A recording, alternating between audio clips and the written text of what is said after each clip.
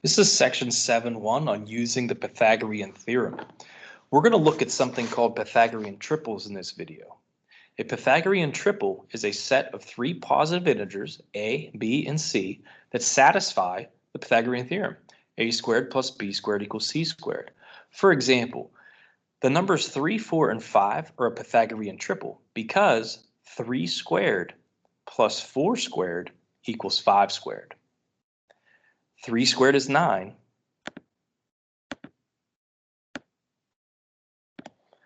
4 squared is 16. And 5 squared is 25. So notice how the numbers 3, 4, 5 work here because 9 plus 16 equals 25. That's why this is a Pythagorean triple.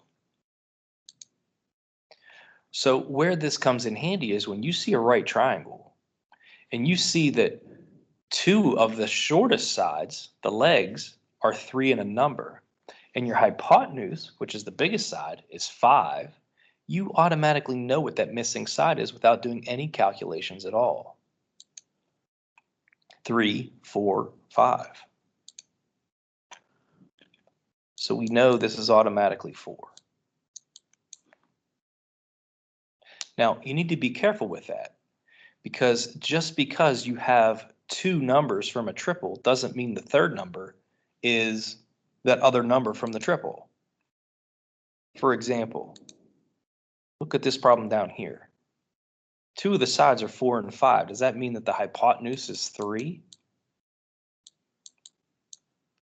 There's no way. The hypotenuse is the biggest side. This hypotenuse must be bigger than 4 and 5.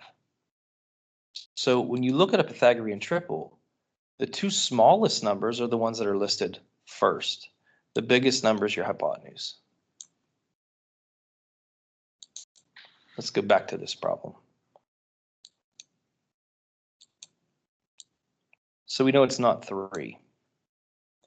There's lots of Pythagorean triples on that page, and if you looked around, there aren't any that have legs for 4 and 5. So what happens is if you want the hypotenuse, remember from our last video, you're going to take the square root of the two legs squared and add it together. And I could type this into my calculator and it'll give me an answer, but I'm just working it out since I don't have my calculator displayed right here. 5 squared is 25, 4 squared is 16. Take the square root of their sum. So 25 plus 16 is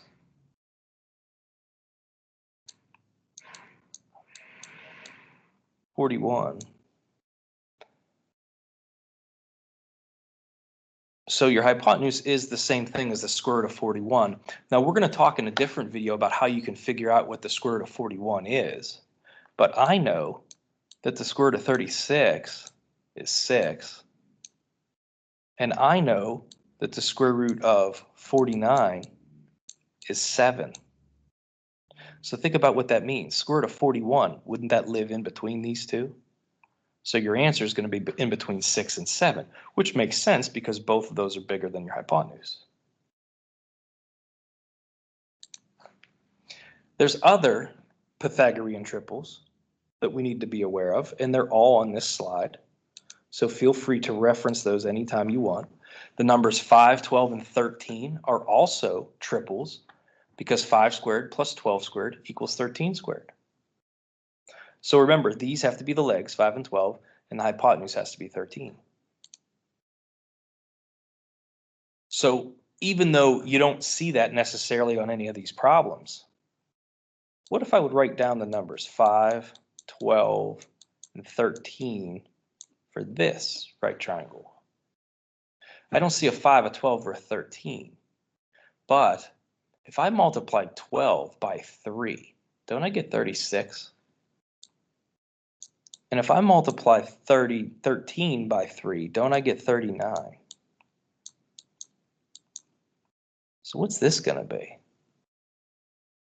12 times 3 was 36. 13 times 3 was 39. 5 times 3, it's going to be 15.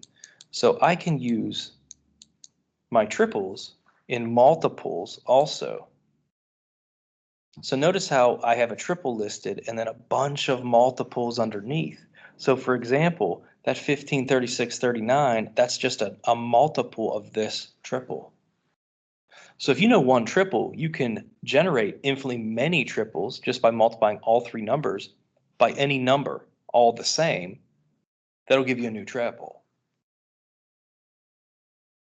Okay, so other common triples would be 8, 15, 17, or any of their multiples, 7, 24, 25, or any of their multiples.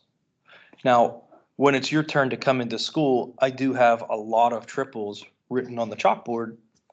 Feel free to come in and take a picture of that when it's your day to come into school. Now, this next one, 24, 45, and something, I'm not super familiar with that, so I'll look at my chart. 24, 45, and something. Notice how that's an 8, 15, 17. All of them times 3. Oops. So I know that this answer is 17. Using the triples and knowing the triples is going to save you a lot of time because you don't need to show any work or do any high-level thinking. Here's an example. One leg is 12, another one you don't know, hypotenuse is 17. We're going to look at our triple list, look for something 12 and 17. Don't look too hard because it's not on there. That's not a triple. So what that means is this answer is not going to be a whole number. If you have the hypotenuse, what you're going to do is you're going to take the square root of the difference of these two squared and subtracted. 17 squared minus 12 squared.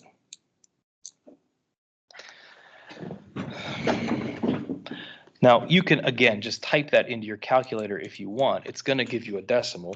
Since I already kind of went over how you do it by hand here, maybe I'll just type this one in. Square root 17 squared minus 12 squared. And that gives me a decimal. It's going to be 16.64.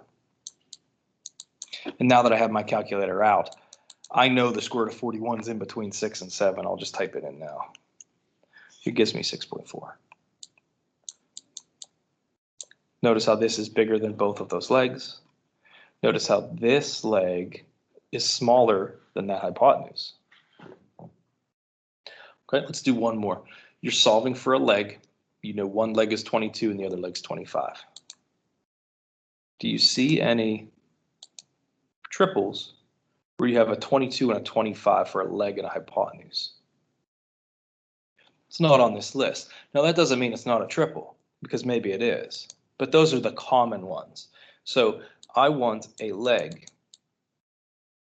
So what I'm going to do is, just like I did on the last one, take the hypotenuse squared minus a leg squared. Now if you do it the other way around, you do 22 squared minus 25 squared, you're going to get a negative under this radical, which is going to give you an error. You're not allowed to take the square root of a negative number. So make sure you put the big number first when you're subtracting. 25 squared, I'm typing this in now, minus 22 squared.